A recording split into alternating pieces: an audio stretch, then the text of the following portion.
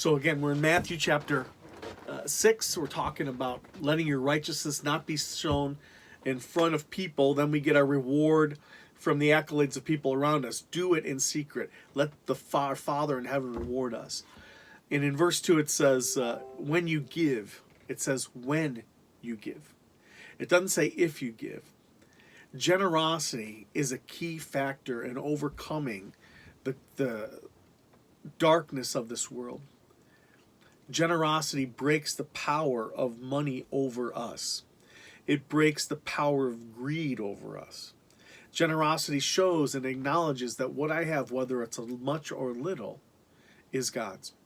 So when you give, in a culture that's freaking out and hoarding toilet paper and hoarding almost everything, hand sanitizer, oh, there's potato chips, oh, there's no bread, hoarding bread, all these different things.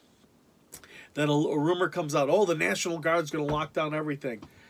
Maybe if it got really crazy, maybe that would happen. But my challenge here is that to think of, is a hoarding spirit like God? I think hoarding and greed are the same thing.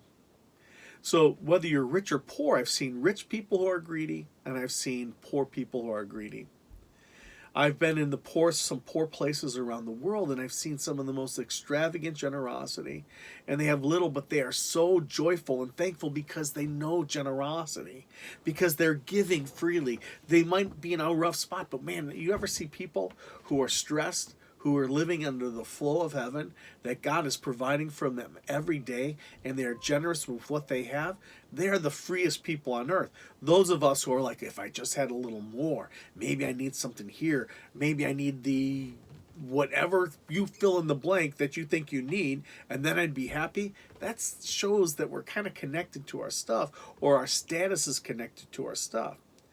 So when you give, giving is the opportunity for God to bless you in ways you never knew.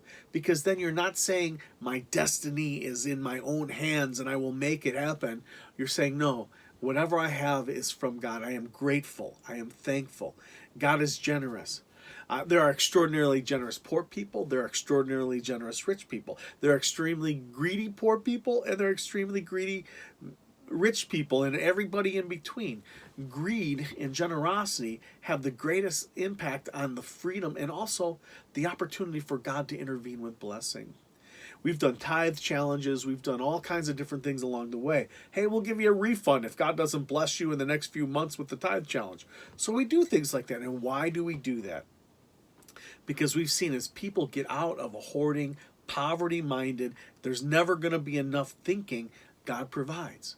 God multiplies things. God does it here and now.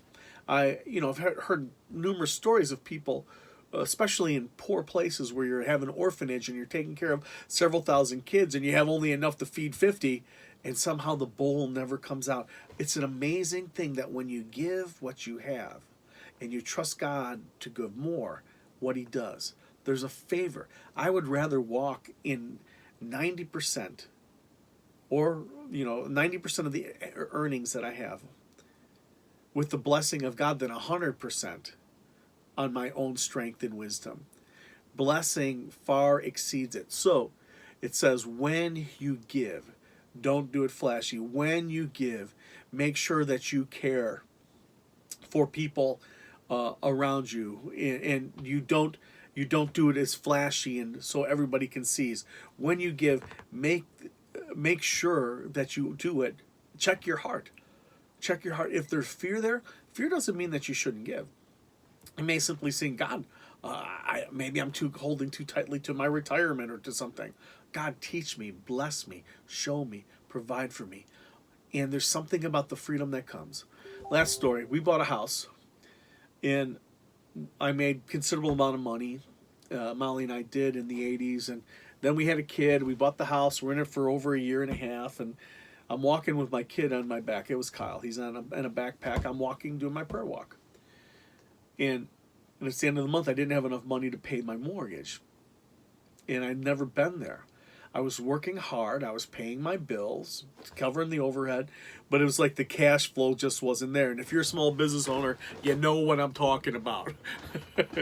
So, where's the cash flow? When is this money coming in?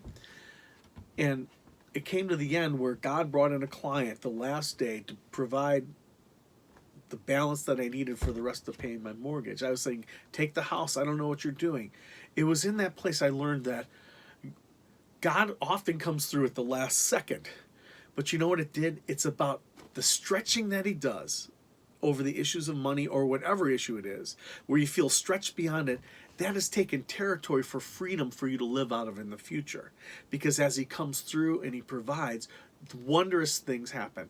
So I would just challenge you that if your heart is being stretched, if you're afraid, let generosity, when you give in secret. When you give, God invites you to give to overcome that spirit that wants to hop on you, to that hoarding, that greedy thing, and bring you in the freedom of blessing, prosperity, knowing that it's all about his, and that the provision he gives you is not just for you. He wants to give you the freedom to enjoy all things, but also to build his kingdom. God bless you guys.